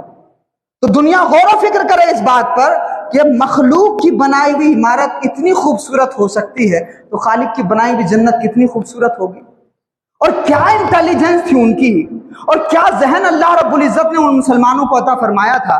آپ تاج محل کبھی جائیں، میں ایک مثال دے رہا ہوں کیونکہ وقت اور بہت تنگ بھی ہے اور میں چاہتا ہوں کہ تھوڑے وقت میں بہت ساری باتیں ہو جائیں۔ تاج محل جب آپ جائیں گے تو شہاب الدین محمد شاہ جہاں رحمۃ اللہ علیہ نے تاج محل بنایا تھا۔ آپ کو عجیب حیرت ہو رہی ہوگی کہ میں شاہ جہاں کے ساتھ میں رحمۃ اللہ علیہ لگا رہا ہوں۔ بادشاہوں کو تو عیاش کہا جاتا ہے، بادشاہوں کو تو زیادتی اور ظلم کرنے والا کہا جاتا ہے، سارے بادشاہوں کی تاریخ ایسی نہیں ہے۔ شہاب الدین محمد شاہ جہاں کے تقوی اور پرہیزگاری کا عالم یہ تھا کہ جب دلی کی شاہی جامع مسجد بنانے کا ارادہ انہوں نے کیا اور اعلان کیا کہ اس جامع مسجد کی بنیاد وہ رکھے گا ہوش کے بعد میں جن کی تہجد قضا نہ ہوئی ہو، وہ بنیاد رکھے گا۔ بڑے بڑے اولیاء اور صوفیاء اپنی گردن جھکائے کھڑے ہیں، علماء گردن جھکائے کھڑے ہیں۔ جب دیکھا شہاب الدین نے کہ کوئی آگے نہیں آ رہے ہیں تو شاہ جہاں خود آگے بڑھے اور کہتے ہیں کہ افسوس ہے کہ آج یہ راز فاش ہوتا ہے، اللہ رب العزت نے مجھ ناچیز کو یہ توفیق عطا فرمائی ہے کہ میری تہجد قضا نہیں ہوئی۔ ابو بکر صدیق سے سیکھا تھا سیاسی نظام کیسے چلانا ہے، حضرت عمر بن خطاب سے سیکھا تھا خالق کو کیسے راضی کرنا ہے اور مخلوق کو کیسے راضی کرنا ہے۔ تو وہ شاہجہاں جب جامع مسجد کی بنیاد رکھتے ہیں تو جب بنیاد رکھنے والا اتنا پرہیزگار ہے تو اس کی بنائی ہوئی مسجد میں رونق کیوں نہیں ہوگی؟ آج دنیا وہاں جا کے سیلفی لے رہی ہے۔ تو پھر تاج محل جب بنایا گیا تو شہاب الدین شاہ جہاں کے زمانے میں بنا تاج محل بھی، لال قلعہ بھی اور جامع مسجد بھی، یہ ساری عمارتیں اور لاہور کی مسجد بھی، یہ سارا آرکیٹیکچر اسلامک آرکیٹیکچر ہے، انڈو اسلامک آرکیٹیکچر کے نام سے آپ گوگل پہ پڑھ لیں، دنیا کی تمام ویب سائٹس پر پڑھ سکتے ہیں۔ اب یہ یہاں کی دنیا چاہے جو بھی کرے، مین اسٹریم میڈیا میں چاہے جو بھی پروپیگنڈا پھیلایا جاتا رہے، آپ اپنی تاریخ کو جانو، یہ زیادہ ذمہ داری ہے۔ تو وہ جب بنایا گیا تو شاہ جہاں نے کہا تھا کہ میں چاہتا ہوں کہ یہ عمارت ایسی بنے، دنیا جب یہاں سے واپس ہو تو دل میں رکھ کر کے لے کے جائے کہ کچھ دیکھ کے آئے ہیں، ہے کہ نہیں؟ بن گیا سب کچھ، برج خلیفہ بھی اور دنیا کی بڑی بڑی عمارتیں بھی، لیکن لوگ سیلفی کہاں جا کے لیتے ہیں؟ تاج محل۔ تو تاج محل کو جب بنایا گیا تو انجینئرز نے کیسا دماغ لگایا آپ دیکھیے۔ کبھی آپ جب جائیں گے تاج محل تو اس نظریے سے بھی دیکھیے گا کہ سامنے کھڑکی بنائی گئی، جب کسی چیز کو آپ قریب سے دیکھتے ہیں تو وہ بہت بڑی دکھائی دیتی ہے اور جب دور سے دیکھتے ہیں تو چھوٹی دکھائی دیتی ہے کہ نہیں؟ جب آپ بہت قریب سے دیکھیں گے تو بہت بڑی دکھائی دے گی اور جب دور سے دیکھیں گے تو بہت چھوٹی دکھائی دے گی۔ لیکن آپ دیکھیے گا کہ جب آپ اس کھڑکی میں کھڑے ہو کر کے جب تاج محل کو دیکھیں گے تو تاج محل آپ کو سارے کا سارا دکھائی دے گا، اور جیسے جیسے آپ تاج محل کے قریب ہوتے چلے جائیں گے وہ تاج محل خود بخود چھوٹا ہوتا چلا جائے گا۔ میں شاید الٹا بول رہا ہوں، حقیقت یہ ہے کہ جب آپ اس سے قریب ہوں گے تو وہ چھوٹا ہوتا چلا جائے گا، اور جب آپ اس سے دور ہوتے چلے جائیں گے تو وہ خود بخود بڑا ہوتا چلا جائے گا۔ یہ تصور اور اس اسٹریٹجی کے ساتھ میں تاج محل کو بنایا گیا۔ اور پھر اس زمانے کے انجینئرز نے آنکھوں کا کچھ ڈیزائن اس طرح کا ہے ہماری کہ اگر کسی گنبد کے پاس میں کچھ مینارز بنائے جائیں تو جب آپ دور سے دیکھیں گے تو مینار کچھ جھکائے ہوئے دکھائی دیں گے، جھکے ہوئے دکھائی دیں گے، لیکن اس خوبی کو، اس خامی کو خوبی میں کیسے بدلا ان مسلم انجینئرز نے کہ بادشاہ نے کہا کہ مجھے بالکل سیدھے دکھنے چاہیے۔ تو ان انجینئرز نے ان میناروں کو کچھ اس طرح سے بنایا کہ جب آپ ان میناروں کو دیکھیں گے، دنیا کی دوسری میناروں کو دیکھیے، آپ تھوڑا سا ان کے اندر لچک پائیں گے، لیکن تاج محل کی میناریں آپ کو بالکل سیدھی دکھائی دیں گی، بالکل سیدھی دکھائی دیں گی۔ کہنے کا مطلب یہ ہے کہ جب آپ تاج محل دے رہے تھے تو آپ بادشاہ تھے، اور جب آپ نے دینا بند کر دیا تو آج کیا حالت ہے ہم سب جانتے ہیں۔ تو دنیا میں ہم نے اتنی ترقیات کی ہیں کہ ہمارے پرکھوں کی بنائی ہوئی عمارت سے اس دیش کی اکنومی کو بہت بڑا فائدہ ہو رہا ہے۔ تو جب ہم کچھ دے رہے تھے تو دنیا نے ہمیں بادشاہ بنا کے رکھا ہوا تھا، اور جب ہم نے دینا بند کر دیا تو آج ہم کہاں ہیں ہم خود ہی جانتے ہیں۔ اب آئیے سلیوشن کی طرف چلتے ہیں۔ آپ دیکھیے کہ آج ایک زمانہ تھا کہ جب 110% ایجوکیشن ہے، خواتین میں بھی اور مرد حضرات میں بھی، لیکن اب حال یہ ہو گیا ہے اس زمانے میں کہ ہیومن ڈیولپمنٹ کی رپورٹ کہتی ہے کہ یورپین سٹیزن سال بھر میں تقریباً 35 کتابیں پڑھتا ہے، مغرب کا آدمی سال بھر میں 35 کتابیں پڑھتا ہے، اور اسی طرح سے اسرائیل کا ایک سٹیزن سال بھر میں 40 کتابیں پڑھتا ہے، اور وہی رپورٹ کہتی ہے ہیومن ڈیولپمنٹ کی کہ سال بھر میں ایک مسلمان ایک کتاب سے بھی کم پڑھتا ہے، سال بھر میں۔ اب آپ کو سمجھ میں آ گیا کس کی سازش ہے؟ ہماری ذلت اور رسوائی میں کس کی سازش ہے؟ آپ کو سمجھ میں آ گیا؟ آپ نے چھوڑا کیا؟ حضرت سلیمان علیہ السلام کو اللہ رب العزت نے امتحان کے طور پر 3 چیزیں دی تھی، علم، دولت اور شہرت۔ جب وہ آئی امتحان کے طور پر تو اللہ رب العزت نے جب ان کا امتحان لیا تو انہوں نے علم لے لیا، اور جب جبریل امین نے شہرت اور دولت سے کہا کہ چلو میرے ساتھ، تو شہرت اور دولت نے کہا تھا کہ مالک نے پیدا کرتے ہوئے ہمیں یہ کہا تھا کہ جہاں علم ہو، دولت اور شہرت، تمہیں دونوں کو وہیں رہنا۔ اللہ رب العزت نے جناب سلیمان علیہ السلام کو علم کی وجہ سے دولت بھی عطا فرما دی اور شہرت بھی عطا فرما دی۔ جب تم علم حاصل کر رہے تھے تو بازاروں پر بھی تمہارا قبضہ تھا اور شہرتیں بھی ساری دنیا میں تمہاری تھی، لیکن آج جب ہم نے علم سے اپنا رشتہ توڑ لیا تو نہ مارکیٹ میں ہمارا کوئی وجود بچا ہے، نہ ہماری اچھے کاموں کی وجہ سے شہرت ہو رہی ہے۔ ایک علم سے تعلق کمزور کرنے کی وجہ سے ہمارا حال یہ ہوا کہ افسوس کی تعلیم و ترقی میں ہے پیچھے جس قوم کا آغاز ہی اقرا سے ہوا تھا۔ تو لوگوں یاد رکھنا کہ ہماری یہ ذلت اور رسوائی اس وجہ سے نہیں ہے کہ وہ سنگٹھن ہمارے خلاف سازشیں کر رہا ہے، اس وجہ سے نہیں کہ یہودی ہمارے خلاف لگے ہوئے ہیں۔ یہ باتیں کرنا چائے خانوں پر بہت آسان ہے کہ وہ ہمارے خلاف سازشیں کر رہے ہیں، یہاں ان کی سرکار بن گئی، یہاں یہ راجنیتی جیت گئی۔ نہیں، اگر تمہارے ساتھ مشکلات ہیں، اگر تمہارے ساتھ مصیبت ہے تو تم اس نبی کے امتی ہو جنہوں نے ہر آبدہ کو اوسر میں بدلا ہے۔ اگر تمہارے اوپر ظالم مسلط ہوئے ہیں تو تمہیں مایوس نہیں ہونا ہے۔ دنیا کے ظالموں کے ساتھ میں بڑی طاقتیں ہو سکتی ہیں، لیکن ہم مسلمان ہیں، ہماری ہر حرکت میں برکت دینے والا اللہ رب العزت ہے۔ اس لیے میں ایسے جوان یہاں چاہتا ہوں جو آج بھی فیصلہ کریں، ابھی فیصلہ کریں، چاہے جتنے مشکل حالات آ جائیں گے ہم تعلیم حاصل کریں گے۔ اس دیش کا سنویدھان تمہیں برابر کی عزت دیتا ہے، سسٹم دے یا نہ دے، لیکن سنویدھان میں تم برابر کے حصے دار ہو، اور ابھی بھی ان بزرگوں کی لگائی ہوئی محنت کا نتیجہ تمہیں ملنے کو تیار کھڑا ہے۔ بس شرط یہ ہے کہ تم علم حاصل کرو اور مخلوق خدا کو فائدہ پہنچاؤ، تم اپنے اندر پوٹینشیل پیدا کرو، تم ضرورت بنو۔ تم جب ضرورت بن جاؤ گے تو دنیا تم سے بھیک مانگے گی، بالکل اسی طرح کہ جب ایک بادشاہ نے، روجر سیکنڈ نے، عیسائی بادشاہ نے اپنا ایک نقشہ بنوانے کے لیے ایک جغرافر کو تلاش کیا تو کوئی جغرافر اس کو نہیں ملا۔ ایک وزیر نے اس سے کہا کہ اگر تمہیں نقشہ بنوانا ہے تو یہ کام صرف مسلمان کر سکتا ہے، اور جب مسلمان کو بلایا گیا تو مسلمان نے کہا کہ ہاں نقشہ تو بناؤں گا، لیکن نقشہ بنانے سے پہلے میں اسی نقشے پر بسم اللہ الرحمن الرحیم لکھوں گا۔ سبحان اللہ، کہ میں نقشہ بناؤں گا مگر نقشہ بنانے سے پہلے بسم اللہ الرحمن الرحیم لکھوں گا۔ تمہاری کوالٹی اور تمہارا اسٹینڈرڈ اتنا ہائی تھا کہ بادشاہ جیسا آدمی بھی تمہارے سامنے فائدہ لینے کے لیے بھیک مانگ رہا تھا اور ہاتھ پھیلائے ہوئے کھڑا تھا۔ اور جب اس مسلمان نے نقشہ بنایا تو پہلے بسم اللہ الرحمن الرحیم لکھا۔ کیوں؟ کیونکہ اس نے سائنس کے ساتھ مذہب کا علم حاصل کیا تھا، اور وہ یہ جانتا تھا کہ میرے آقا نے فرمایا ہے ہر اچھے کام کا آغاز بسم اللہ سے کرنا چاہیے۔ تو ہم ضرورت بنیں، اور جس دن ہم ضرورت بن جائیں گے تو یاد رکھیے گا کہ خود بخود جو ضرورتوں میں فائدہ پہنچانے والا ہوتا ہے اس کی عزت بڑھ جاتی ہے، اس کا مقام بڑھ جاتا ہے۔ ہم کوئی مصیبت آتی ہے تو نہیں کہتے چلو آیت کریمہ کا وظیفہ کرتے ہیں، 1,00,000 مرتبہ آیت کریمہ پڑھتے ہیں، فلاں جیل میں چلا گیا ہے، فلاں کے ساتھ میں ایسا ہو رہا ہے، فلاں کے ساتھ میں ایسا ہو رہا ہے۔ لیکن یہ قرآن مجید صرف آیت کریمہ کا وظیفہ کرنے کے لیے نہیں، آیت کریمہ کا وظیفہ پڑھنے کے لیے تھا، اس لیے نہیں تھا۔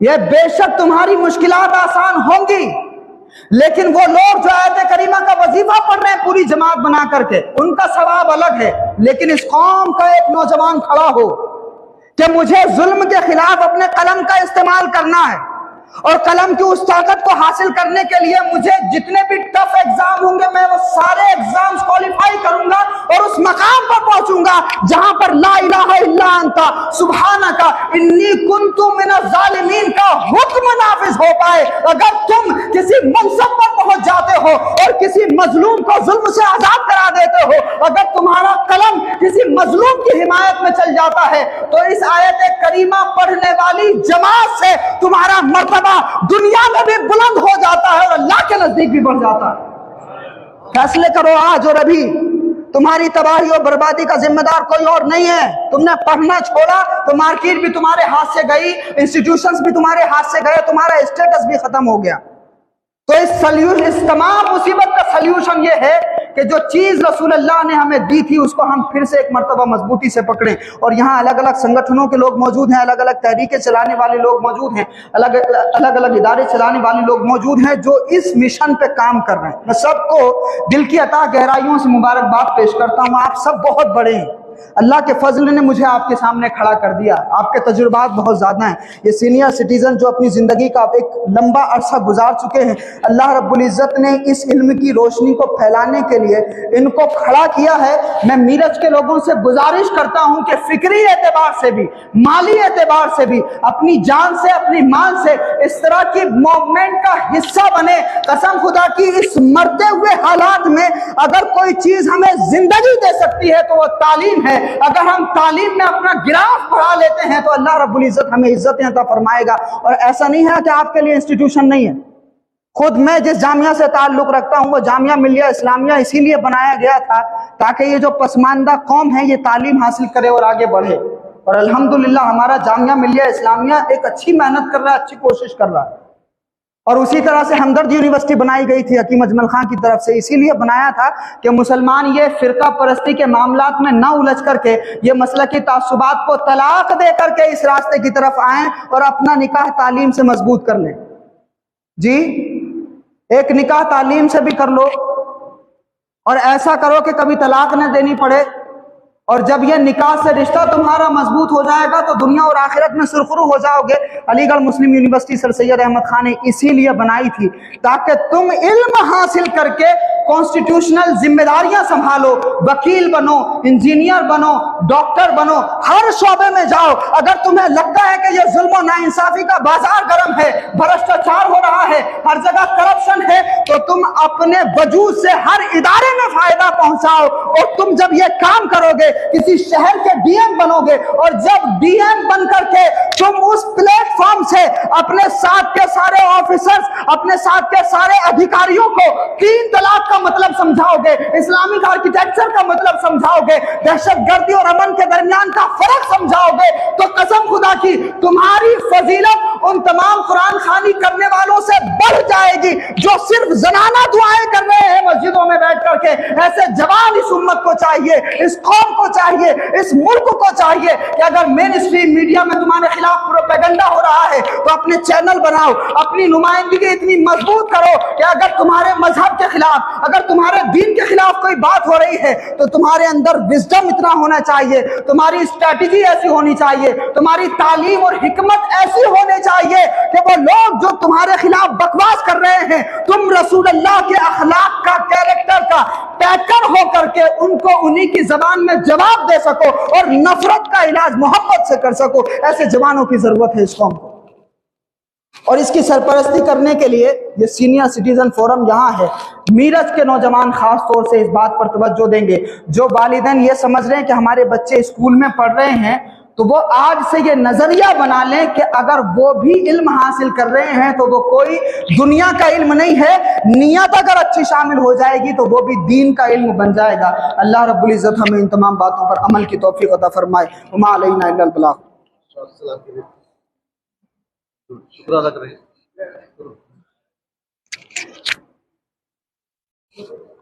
السلام علیکم۔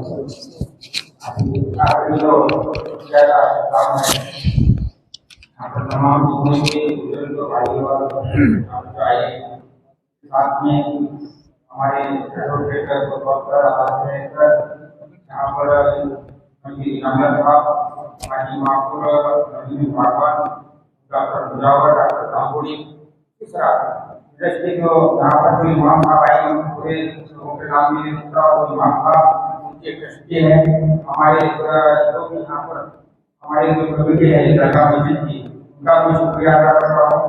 اور ساتھ ہی ساتھ جو محبوب علی منے اور ساتھ میں ایوب انعامدار اور ان کا جو پروگرام کرنے والی کمیٹی ہے، ان تمام لوگوں کا بھی شکریہ ادا کر رہا ہوں۔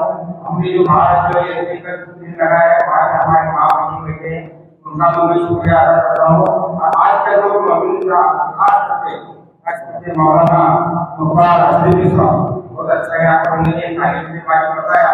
کل جمعہ کے اندر جو جمعہ ہوئی تو ہمارے یہاں کے امام صاحب جو ہے حلیم صاحب نے ایک بات بہت بڑی بات ممکن کہی تھی، ان کا شکریہ ادا کرتا ہوں۔ اور تمام جس کا نام رہ گیا ہے اور نہیں کیا قرآن مطلب ہے، بہت سے لوگ یہاں بچوں میں ہیں، کا نام ہے۔ ایک بات میں علم کے بارے میں کہتا ہوں کہ جو حلیم صاحب ہمارے جو مسجد کی امام ہیں، انہوں نے کہا مسلمانوں کے ہاتھ سے تمام ہندو برباد ہو جائے گی۔ مسلمانوں کے ہاتھ سے بہت بڑی بات بولی گئی تھی، اتنی لمبی پڑی نہیں کیونکہ آپ کا حدیث بہت وقت ہوا ہے، تب تک مجھے اتنی اچھی لگی۔